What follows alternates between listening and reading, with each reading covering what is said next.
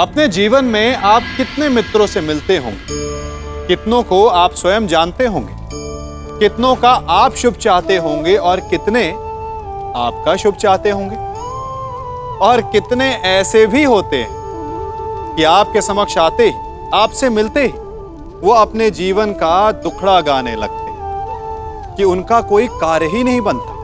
वो क्या करे? कार्य प्रारंभ होने से पूर्व ही कठिनाइयां आ जाती हैं। कठिनाइयों के कारण वो आगे नहीं बढ़ पाते। क्या आपको पता है ऐसे लोगों की वास्तविक समस्या क्या होती है? क्या उनकी समस्या मार्ग में खड़ी बाधाएं हैं, या वो कठिनाइयां जो उनके कार्य को कभी संपन्न ही नहीं होने देती? सत्य तो यह है कि वास्तव में ऐसे लोग अपना कार्य कभी प्रारंभ ही नहीं करते। आधे मार्ग से उल्टा लौट जाने से अधिक बुरा यह है कि अपना कार्य कभी प्रारंभ ही ना कर। तनिक कार्य तो प्रारंभ करके देखिए, विश्वास कीजिए आप कभी खाली हाथ नहीं होंगे। आपको गर्वित करने के लिए सफलता भले ही आपके हाथों में ना हो, परंतु सफलता पाने का ज्ञान आपके हाथों में अवश्य होगा। बालक, मेरी शत्रुता तुमसे नहीं है, मेरे मार्ग से हट जाओ, अन्यथा अपने प्राणों से हाथ धो बैठोगे। धो तो आज मैं उस कलंक को दूंगा जो मेरे परिवार के माथे पर है, कि अपने कुलवधू के अपमान का प्रतिकार नहीं कर पाए।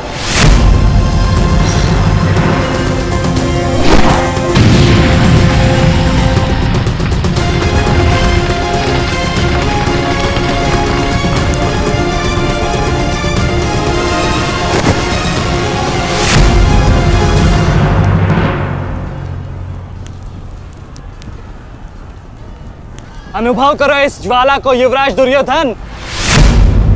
ये वही ज्वाला है जो इतनी वर्षों से मेरी माता के हृदय में धधक रही है।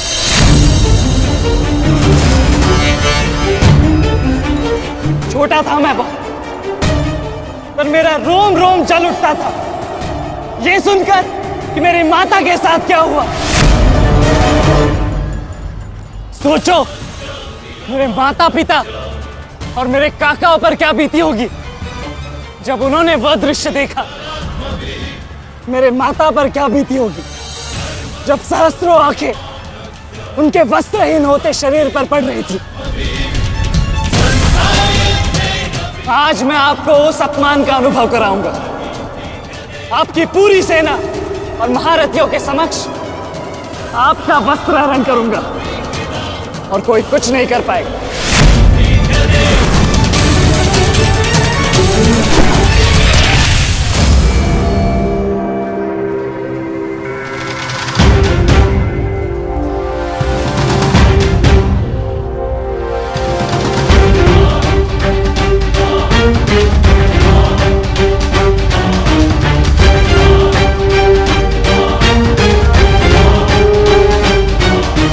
अनुभव करो उस अपमान का, अनुभव करो उस वस्त्रहरण से हुए अपमान का जो आप सभी ने किया। नदी जब सीमा तोड़ती है तो बाढ़ आती है। आज आपकी पाप की धारा की बाढ़ में आप स्वयं बह जाएंगे काकाश्री।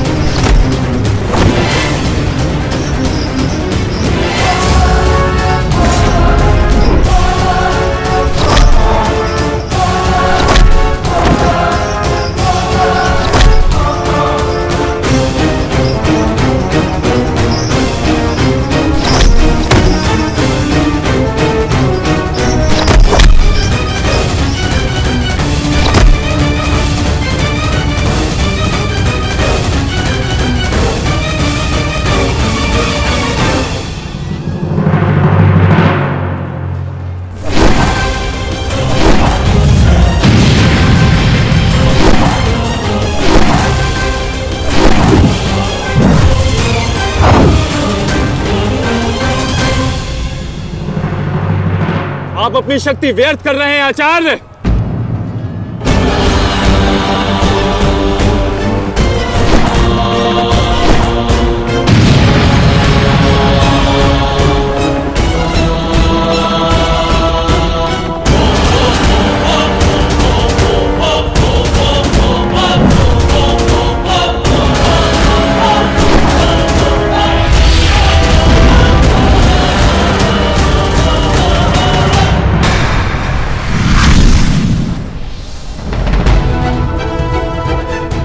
दुर्योधन को मेरी सहायता की आवश्यकता है।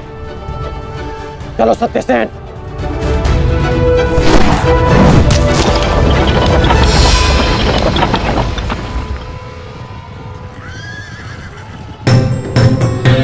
कहां चले अंगराज?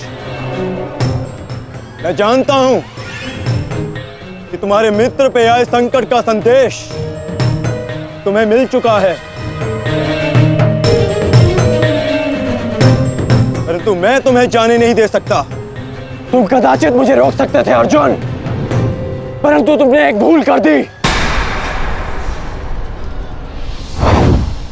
तुम अपने रथ पर नहीं हो अर्जुन। हाँ, वासुदेव तुम्हारे सारथी हैं,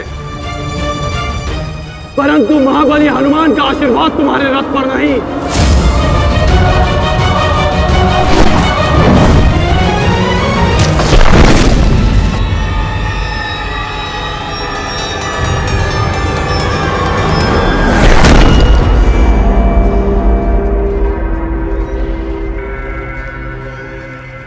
चलो। मैं अभी भी पराजित नहीं हुआ हूं कर्ण। तुम इस प्रकार द्रोण छोड़कर नहीं जा सकते।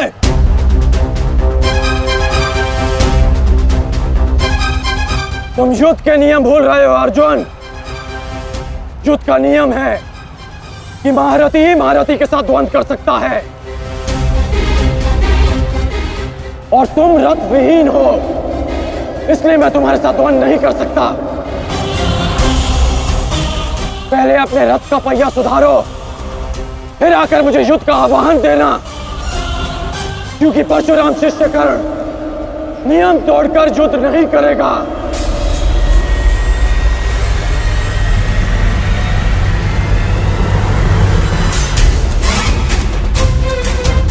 चलो सत्यसेन।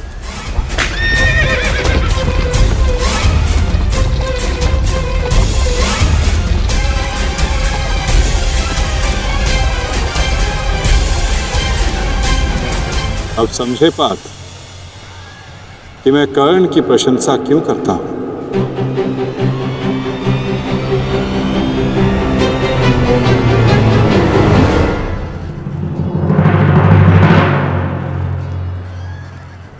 मानता हूं कि आपका वध करना काकाश्री की प्रतिज्ञा थी। उनकी प्रतिज्ञा को भंग करने का दंड मैं सह लूंगा, परंतु आज अपनी माता के अपमान का दंड मैं आपको अवश्य दूंगा।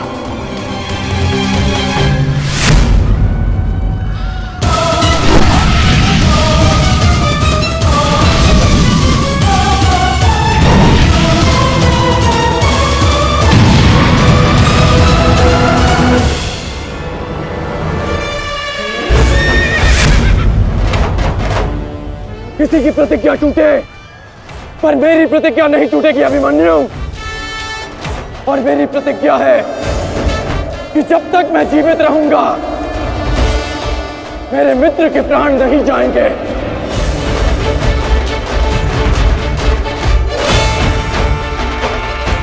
यदि जीवित रहना चाहते हो तो पीछे हट जाओ अभिमन्यु। आप भूल रहे हैं अंगराज कि मैं किसका पुत्र हूं। पीछे हटने के बारे में सोच भी नहीं सकता। तो प्रहार सहने के लिए तत्पर रहो।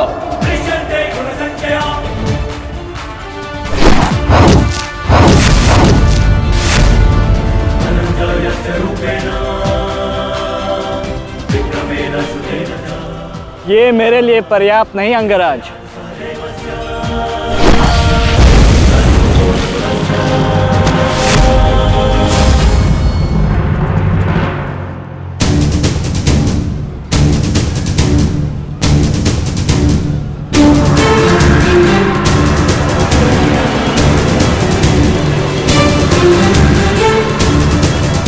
ना मेरे पास बाणों की कमी है और ना प्रहारों की।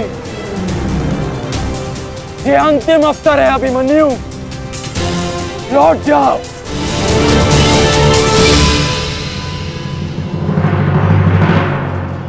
तो मेरे तुनीर में भी उत्तर प्रस्तुत है अंगराज।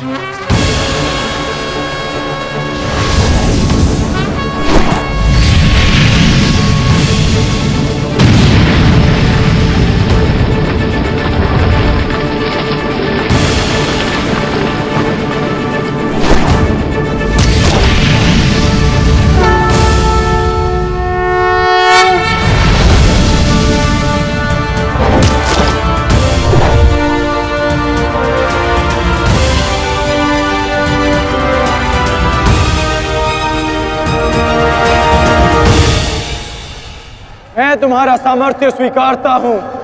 तुम एक कुशल योद्धा हो अभिमन्यु, किंतु कुशल होने के साथ साथ बुद्धिमान होना भी आवश्यक है। लौट जाओ। यदि कल युद्ध करना चाहते हो तो आज जीवित रहना सीखना होगा। लौट जाओ अभिमन्यु।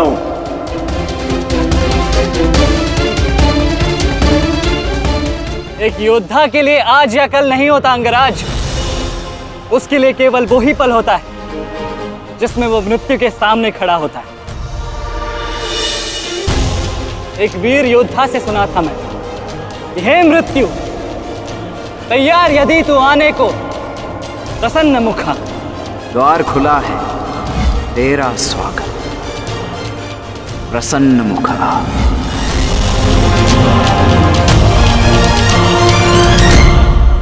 मुझे रोकने का आप केवल एक ही अस्त्र है आपके पास, ये आपको मेरा वध करना होगा।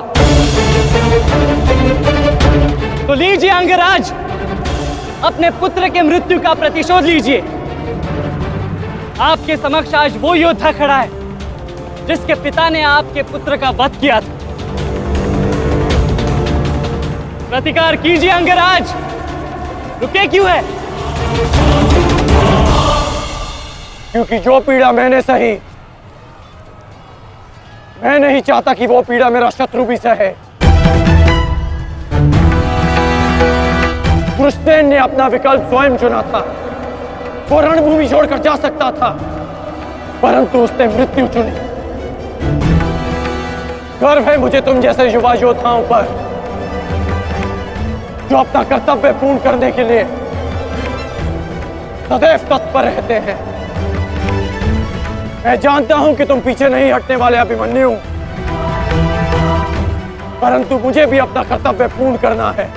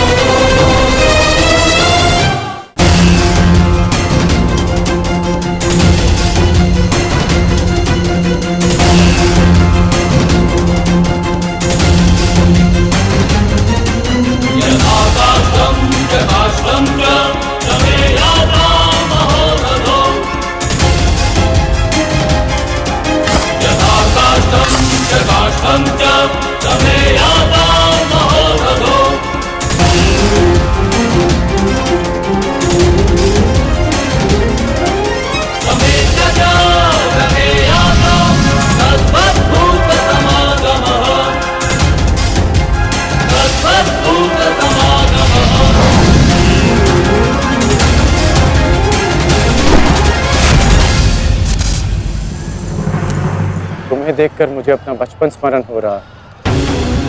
अभी तुम्हारा जीवन आरंभ हुआ है। इसे इस प्रकार व्यर्थ मत करो।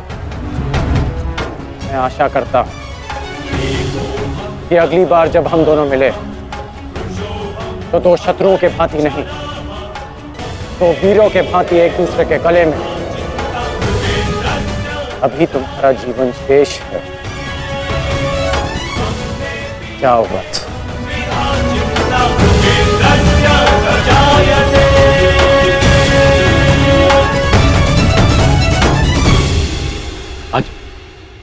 आज कौरवों की विजय हुई है गांधारी। पांडवों की एक अक्षुणी सेना को ध्वंस कर दिया है हमने आज। भीम हमारे एक भी पुत्र को क्षति नहीं पहुंचा पाया, एक भी।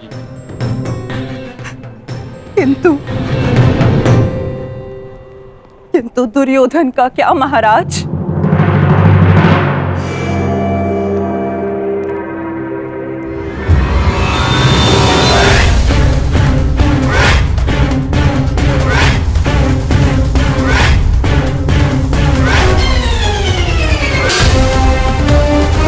मित्र,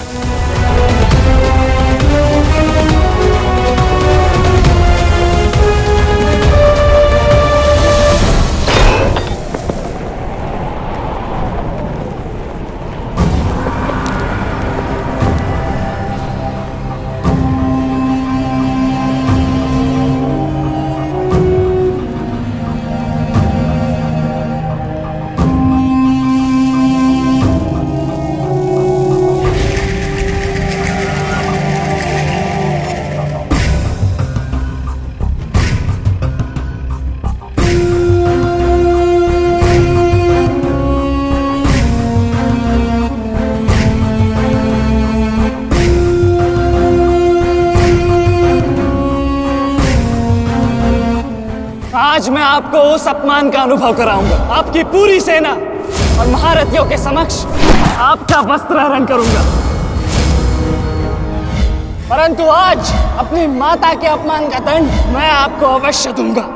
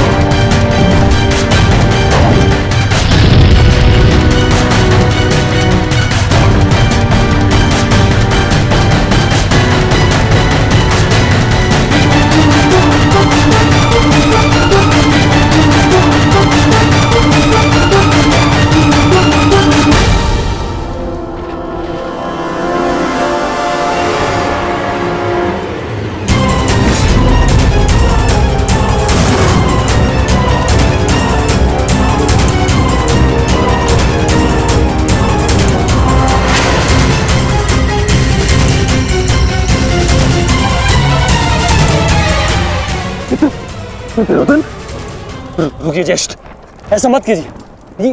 ये क्या कर रहे हैं आप? दुर्योधन, दुर्योधन, ये सब कुछ क्या है? आज के इस युद्ध में हमें विजय मिली है, फिर ये सब कुछ क्यों कर रहे हो तुम?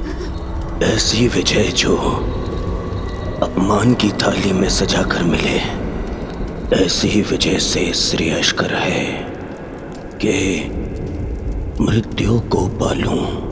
नहीं। मेरे जीवन में कभी मेरा इतना अपमान नहीं हुआ है। अब इस जीवन का और कोई मूल्य नहीं।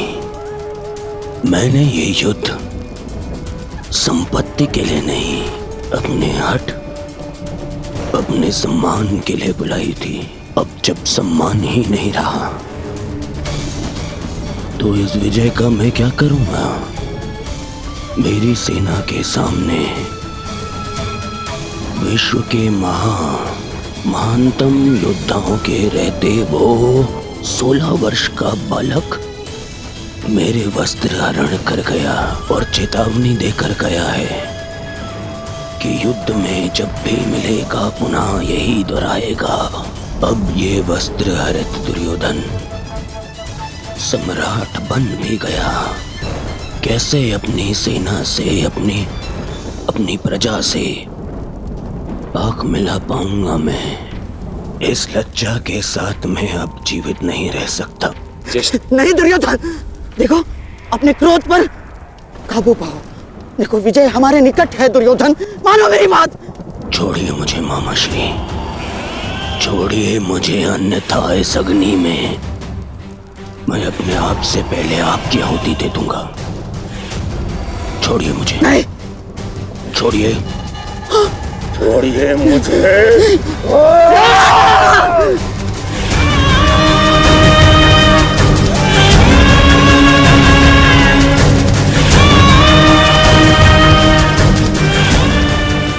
नहीं, नहीं दुर्योधन, देख क्या रहे हो मूर्खों? कोई रोको इस अनर्थ को।